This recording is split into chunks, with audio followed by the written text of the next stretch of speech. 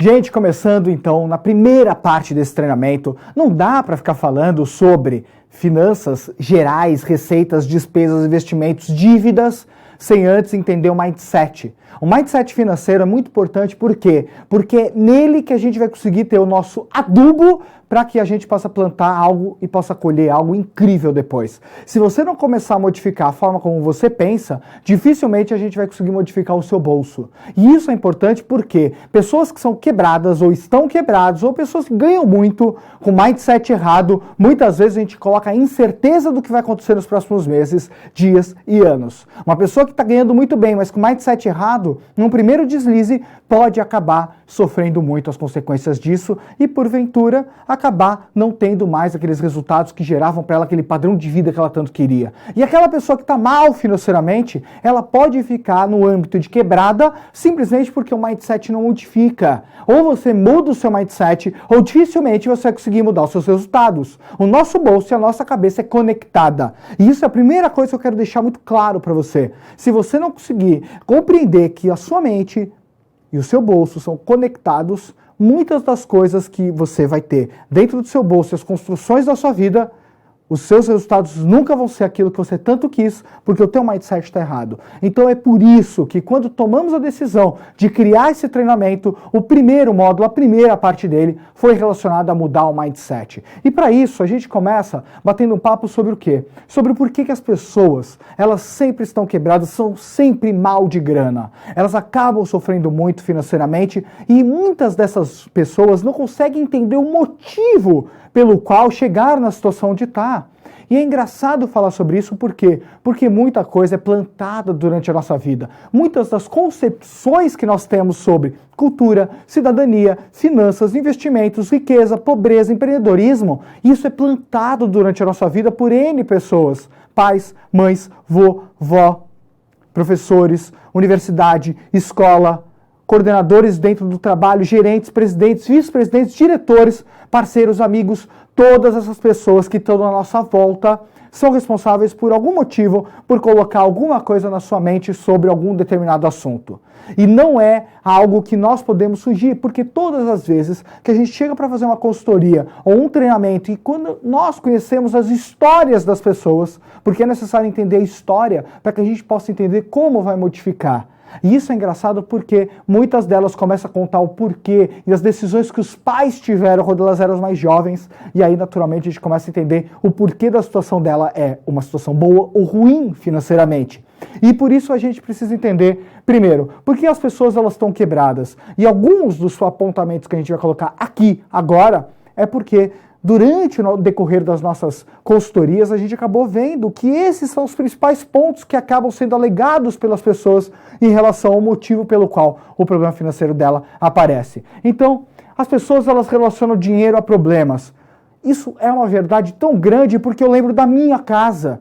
Quando eu era jovem, eu me lembro bem criança ou até adolescente, eu me lembro que eu queria falar na mesa sobre dinheiro, por exemplo. E quando eu começava a tocar nesse assunto, meu pai ou o meu avô diziam: Vitor, agora não é o momento de falar sobre dinheiro, dinheiro é sujo, dinheiro é problema, não quero mais falar sobre esse assunto.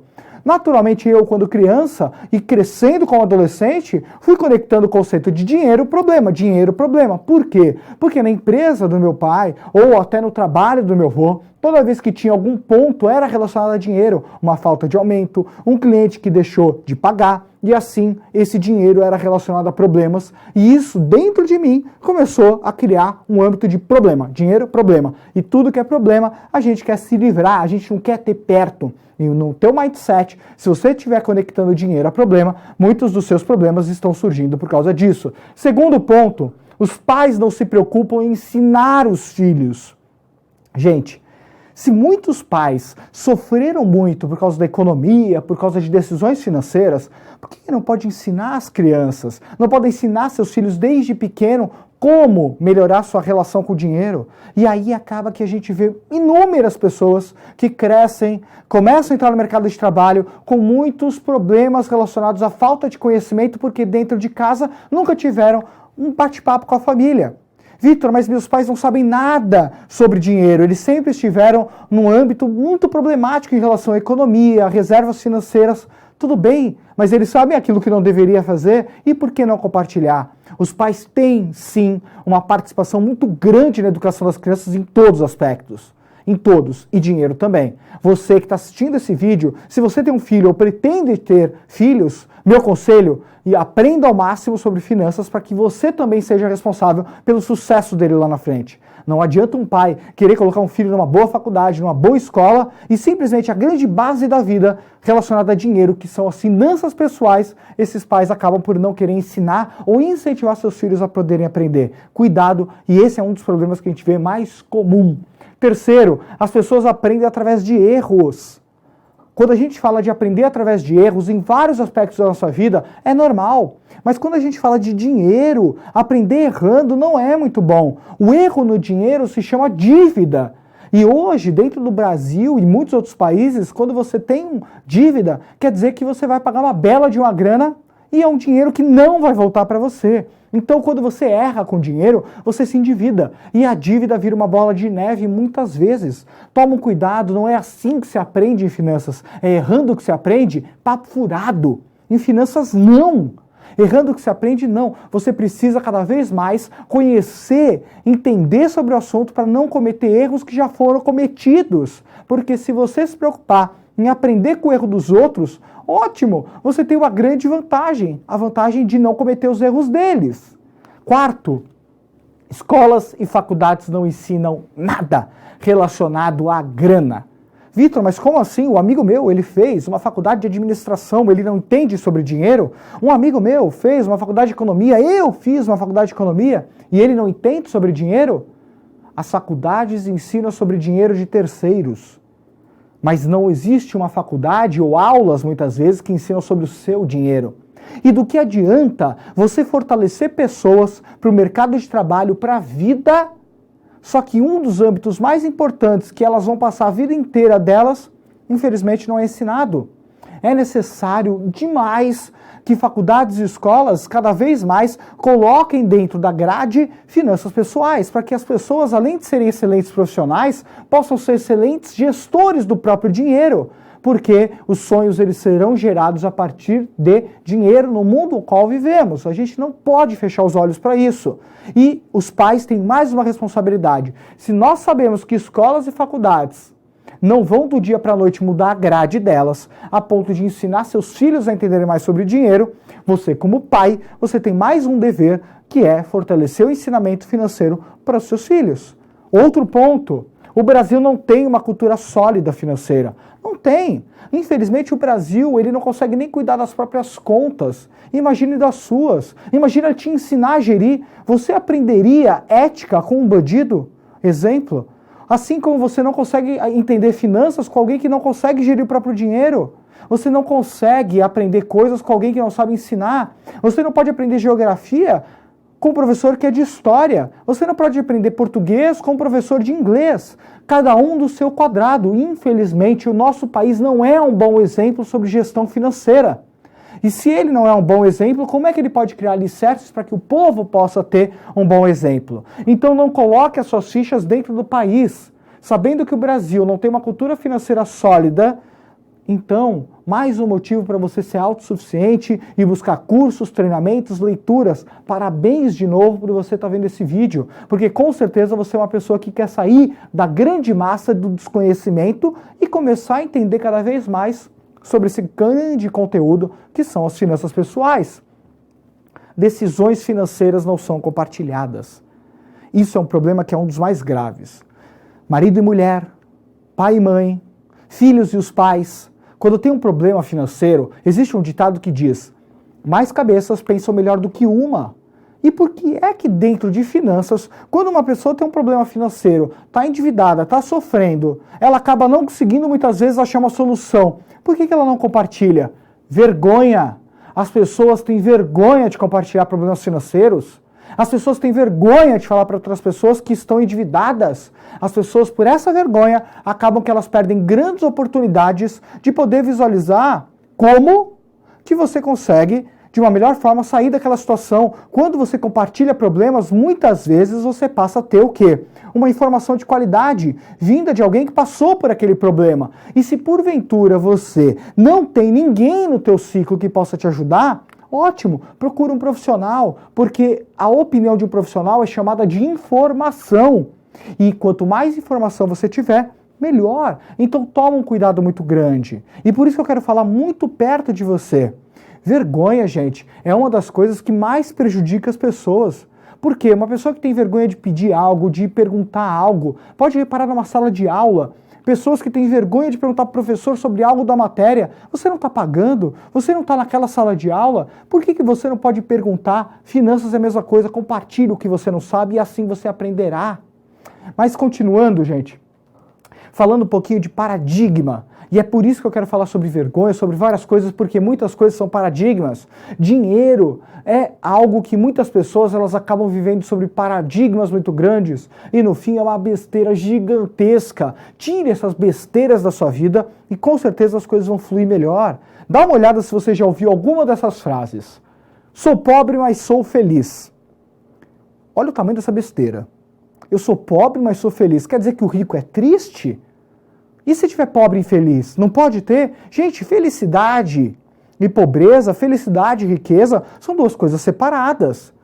Quem você conhece? O problema é que as pessoas, muitas vezes, elas começam a misturar conceitos que não tem nada a ver para justificar uma situação que elas estão.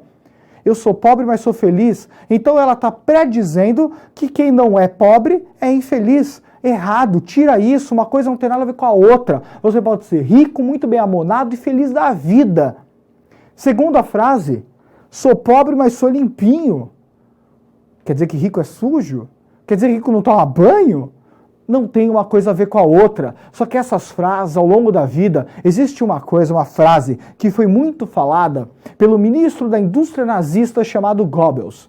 Ele dizia que uma mentira contada várias vezes vira uma verdade. Paradigmas são assim. Uma mentira contada várias vezes vira uma verdade. Uma criança que fica escutando, sou pobre, mas sou feliz, pobre, mas feliz, naturalmente, ela tende a ter isso como um mecanismo, uma chave na mente dela. Outra frase, prefiro amor ao dinheiro. O que tem a ver? Amor ao dinheiro? Uma pessoa que ela tem dinheiro não pode casar, ter filhos, viver feliz da vida? Uma pessoa que é pobre, quer dizer que ela só ama porque é pobre? Para de conectar esses conceitos. Quando você escutar de novo essa frase, você fala para a pessoa, mas não me fala mais essa frase perto de mim. Por quê? Paradigmas, temos que cortar isso pela raiz. Se é rico, deve ter roubado. Você com certeza já escutou isso. Que rico, pessoas que têm grandes resultados são desonestos muitas vezes. Existem ricos desonestos? Sim. Existem pobres desonestos. Existem pessoas da classe média desonestas. Existem pessoas ricas e honestas, pobres e honestas, classe média e honestas. Eu garanto, a maioria é honesta. Mas uma minoria sempre chama muita atenção. Toma um cuidado muito grande, porque você não necessariamente precisa ser um bandido para ser rico. Por mais que o Brasil e muitos outros países dificultam muitas vezes o caminho de muitas pessoas, para cada pessoa que vê o copo meio cheio, outra vê meio vazio. Para cada pessoa que chora, outra vem de lenço. Oportunidades e desafios sempre andam juntos. E você pode chegar em qualquer resultado sem abrir mão da sua ética e seus valores. Toma um cuidado muito grande. Não se pode ter tudo na vida. Por que não? Outro dia, andando no shopping, escutando a conversa de uma mãe com um filho, o filho aponta para uma vitrine e ele fala, mamãe, eu queria muito um brinquedinho que estava na vitrine. E a mãe disse, eu não estou com dinheiro, filho. E você tem que aprender. Você não pode ter tudo na vida. Por que uma pessoa não pode ter tudo na vida? Isso é um paradigma que um pai deve colocar na cabeça de um filho, porque naquele momento o pai não utilizou como ferramenta conversar com a criança e de repente criar mecanismos para que ela pudesse ter aquele brinquedo ou explicar a situação. Compartilhe as coisas, porque naturalmente quando a informação é compartilhada, as pessoas elas passam ao quê? Entender melhor e podem até colaborar, mas todo mundo pode ter tudo o que quiser na vida, basta planejar. E é isso que a gente vai falar nesse treinamento. Se dá para ser rico ganhando na loteria, só dá para ser rico ganhando na loteria? Quantas pessoas já escutou isso? A pessoa simplesmente ela coloca toda a aposta da vida dela na sorte e não no trabalho. Cuidado. Não guardo dinheiro porque ganho pouco. Esse é o maior papo furado da história da Terra. Não guarda o dinheiro porque ganha pouco. Ganha pouco, o problema é seu. E eu quero deixar muito claro, problema seu, não quero colocar no sentido pejorativo, mas no sentido de que se é um problema seu, isso é ótimo, porque se é seu, você pode arrumar. Problema seu, se você ganha pouco, mas está insatisfeito, ótimo, seja uma pessoa insatisfeita, mas positiva. Que ao mesmo tempo você junta a insatisfação de querer mais. E é importante dizer que se você ganha pouco, ótimo, vamos buscar alternativas para ganhar mais. E a gente vai falar sobre isso. Mas o fato de ganhar pouco não quer dizer que você não guarda porque ganha pouco. Quer dizer que você ganha pouco, mas deve gastar mais do que deveria e aí, por consequência, não guarda nada. Então toma cuidado com isso. E aí a gente precisa falar sobre um dos pontos cruciais que se chama ciclos sociais. Os ciclos sociais, eles podem ser o grande divisor de águas da nossa vida. E eu quero falar para vocês o seguinte: amigos, ótimo. Quanto mais amigos você tiver na sua vida, ótimo. Mas é importante entender que nem sempre os seus amigos vão estar conectados àquilo que você deseja. Se você está falando para as pessoas que você quer ser um milionário, ou que você vai ser um empresário, ou que você quer dar a volta ao mundo no ciclo de amizades errado, eles vão te chamar de louco.